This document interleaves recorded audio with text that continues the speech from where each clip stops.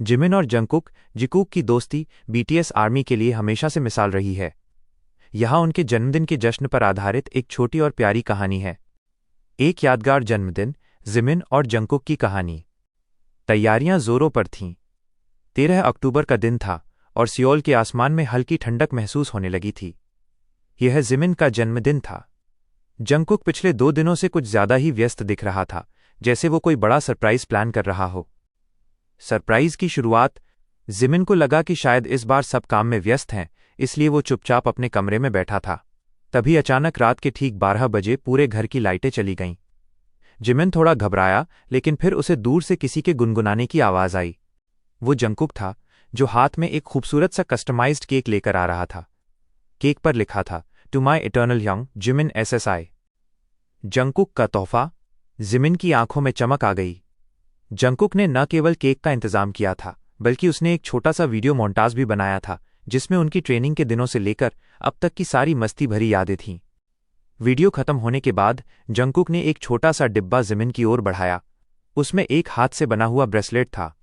Jungkook ने मुस्कुराते हुए कहा, ह्योंग, आप हमेशा मेरा ख्याल रखते हैं। ये छोटा सा तोहफा आपकी खुशी के लिए। वादा और मस्ती। जिमिन भावुक हो गया और उसने जंगकुक को गले लगा लिया। लेकिन भावुक पल ज्यादा देर नहीं टिकते जब साथ में गोल्डन मखने हो। अगले ही पल जंगकुक ने जिमिन के चेहरे पर केक लगा दिया और पूरे घर में भागने लगा। जिमिन हंसते हुए चिल्लाया, जंगकुक, तुम रुको अभी। माइनस। ये रात सिर्फ केक और तोहफों के बारे में नहीं थी, बल्कि उस अटूट रिश्ते के बारे में थी जो इन दोनों के बीच समय के साथ और भी गहरा हो गया है। आर्मी के लिए जिकुक का हर जन्मदिन एक त्योहार जैसा होता है।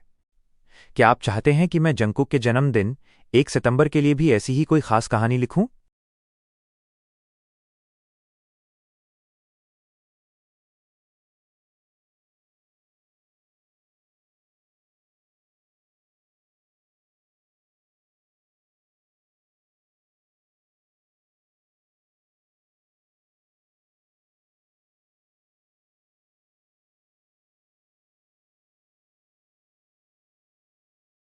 ये कहानी उन मीठे पलों के बारे में है जब जिमिन और जंगकुक एक दूसरे को जन्मदिन की बधाई देते हैं। इसमें वो एहसास है जो वे अक्सर शब्दों और अपनी हरकतों से बयां करते हैं। दिल से दिल तक, जिमिन और जंगकुक की बातचीत। रात के 12 बज रहे थे। कमरा शांत था।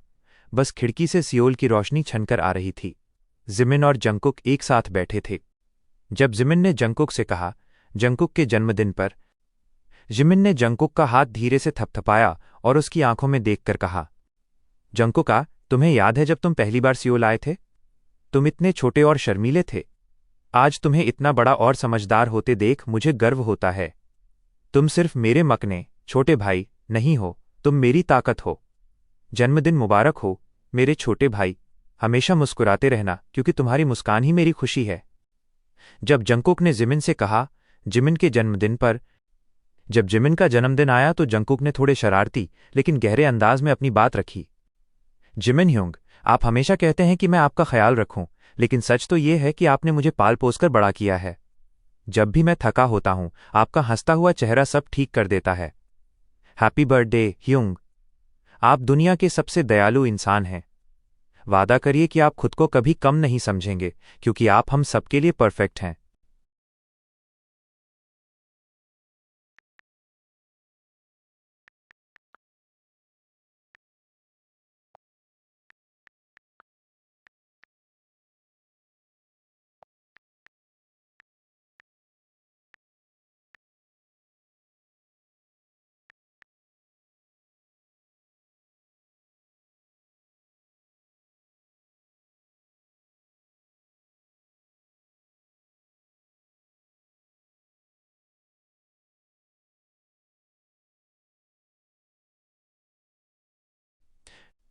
कहानी का सारांश। इन दोनों की बातचीत में एक दूसरे के प्रति सम्मान और गहरा प्यार झलकता है। जहां जिमिन जंगकुक के लिए एक सुरक्षा कवच गार्डियन की तरह है, वहीं जंगकुक जिमिन के लिए वो चट्टान है जिस पर वे भरोसा कर सकते हैं। पहलू। जिमिन का अंदाज। जंगकुक का अंदाज। भाव। सुरक्षात्मक और भावुक। प्रशंसात्मक और वफादार।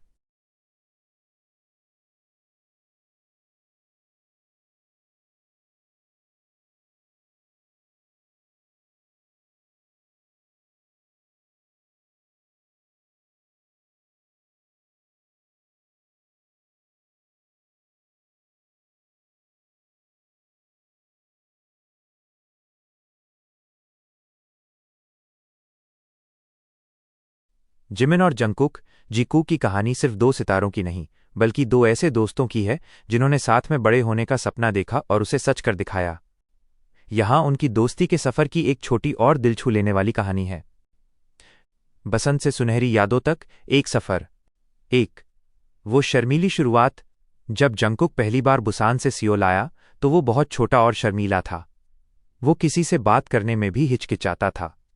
जिमिन, जो खुद भी बुसान से थे, ने तुरंत इस छोटे लड़के में अपनापन महसूस किया। उन्होंने ठान लिया था कि वे इस छोटे भाई का ख्याल रखेंगे। जिमिन अक्सर जंगकुक के पीछे घूमते थे, उसे हंसाने की कोशिश करते थे और उसे ये महसूस कराते थे कि वो अकेला नहीं है। 2 ट्रेनिंग की रातें और एक दूसरे का सहारा। प्रैक्टिस रूम की लाइटें अक्सर रात के 2-3 बजे तक जलती रहती थीं। जब भी जंगकुक डांस स्टेप से थक जाता या घर की याद में उदास होता तो जिमिन उसके लिए दूध का पैकेट या स्नैक्स लेकर पहुंच जाते। जिमिन ने एक बार कहा था, जंगकुक मेरा वो छोटा भाई है जिसे मैं हमेशा प्रोटेक्ट करना चाहता हूं। जंगकुक का जवाब, सालों बाद, शुरुआत में मैं भागता था, लेकिन अब मुझे पता है कि ह्यूंग के बिना मैं अधूरा हूं। 3 गोल्डन क्लोजेट फिल्म, GCF और टोक्यो।